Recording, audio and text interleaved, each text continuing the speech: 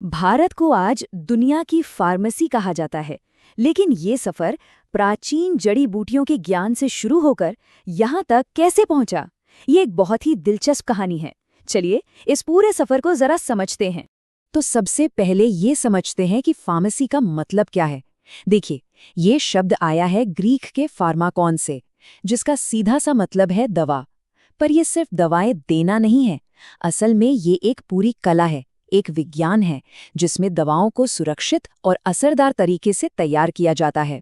और इस प्रोफेशन का एक ग्लोबल सिंबल भी है। ये है हाइजिया का कटोरा।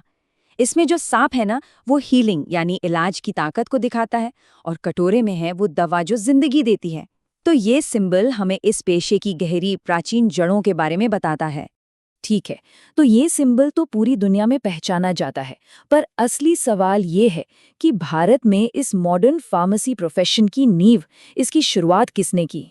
और यहीं से हमारी कहानी में एंट्री होती है एक बहुत ही अहम शख्सियत की, प्रोफेसर महादेव लाल श्रॉफ।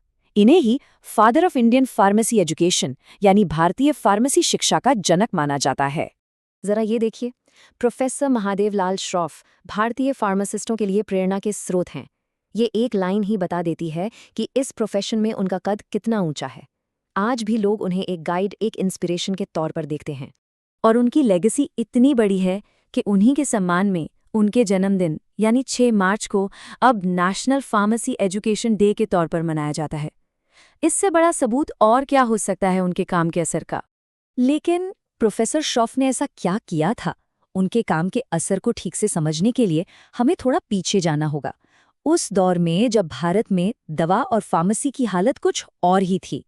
उस समय ना मेडिसिन की जैसे दो अलग अलग दुनियाएं थीं। एक तरफ तो हमारा हजारों साल पुराना ज्ञान था, आयुर्वेद, जिसका जिक्र चरक संहिता जैसी किताबों में मिलता है, और दूसरी तरफ था ब्रिटिश सिस्टम, जहां कंपाउंडर्स का बोलबाला था।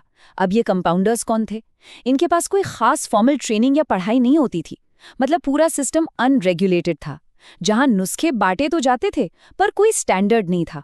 हाँ, धीरे धीरे बदलाव की कोशिशें शुरू हो रही थीं। जैसे 1860 के दशक में मद्रास में कुछ फार्मेसी क्लासेस शुरू हुईं।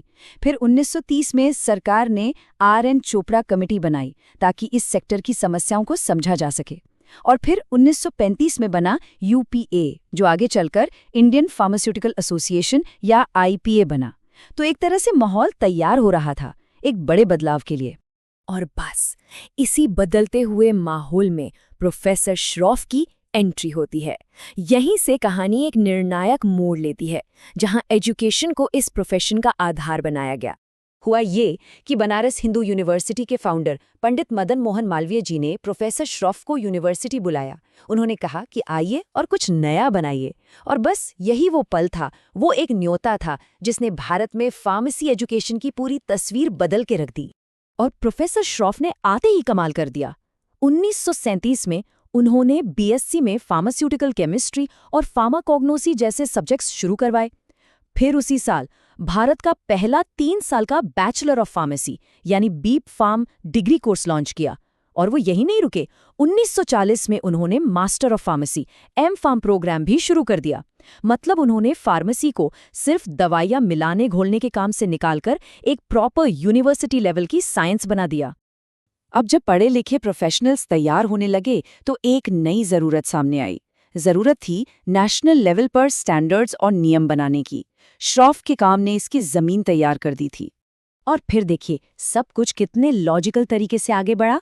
सबसे पहले 1948 में फार्मेसी एक्ट आया ताकि इस पूरे प्रोफेशन को रेगुलेट किया जा सके। फिर 1949 में बना फार्मेसी काउंसिल ऑफ इंडिया यानी पीसीआई, जिसका काम था एजुकेशन और प्रैक्टिस पे नजर रखना। और आखिर में 1955 में इंडियन फार्माकोपिया पब्लिश हुई। ये एक तरह से ऑफिशियल किताब थी जिसमें दवाओं की शुद्धता और क्वालिटी के स्टैंडर्ड्स तय किए गए। तो एजुकेशन, रेगुलेशन और स्टैंडर्डाइजेशन, ये 3 पिलर खड़े किए गए। और बस इन्हीं मजबूत नींव पर आज का मॉडर्न इंडियन फार्मा सेक्टर खड़ा है। इसका असर आज हमें ग्लोबल लेवल पर साफ साफ दिखाई देता है। आज की बात करें तो भारत में फार्मेसी ग्रेजुएट्स आखिर करते क्या हैं? ये चार्ट काफी कुछ बताता है। देखिए, लगभग 55% लोग सीधे इंडस्ट्री में जाते हैं, मतलब दवा बनाने वाली कंपनियों में। करीब 30% एजुकेशन सेक्टर में है और सिर्फ 3% हेल्थ केयर सेक्टर में। तो फोकस काफी हद तक इंडस्ट्री पर ही है। और भारत का ग्लोबल इम्पैक्ट कितना बड़ा है, इसका अंदाजा इस एक नंबर से लगाइए, 60%। पूरी दुनिया की वैक्सीन सप्लाई का 60% हिस्सा भारत से जाता है। जरा सोचिए, कहाँ वो अनरेगुलेटेड कंपाउंडर्स का जमाना और कहाँ आज हम दुनिया की फार्मेसी बन गए हैं। और कहानी यहीं खत्म नहीं होती, ये सफर लगातार चल रहा है। वक्त के साथ नई चुनौतियां आती हैं तो नए कानून भी चाहिए।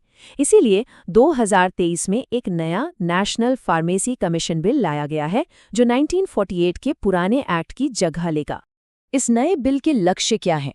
इसका मकसद है फार्मेसी एजुकेशन को देश के हेल्थ गोल्स के साथ जोड़ना, अच्छी और सस्ती पढ़ाई तक सबकी पहुंच बनाना, और ये पक्का करना कि हमारे पास हाई स्किल वाले प्रोफेशनल्स हों जो लेटेस्ट रिसर्च से भी जुड़े रहें और नए-नए आविष्कार करें। तो प्राचीन जड़ी बूटियों से शुरू हुआ ये सफ़र आज एक ग्लोबल पावर हाउस तक पहुंच चुका है। लेकिन सवाल यह है कि भारत में फार्मेसी का अगला चैप्टर कैसा होगा? ये कहानी आगे कौन सा नया मोड़ लेगी, ये देखना दिलचस्प होगा।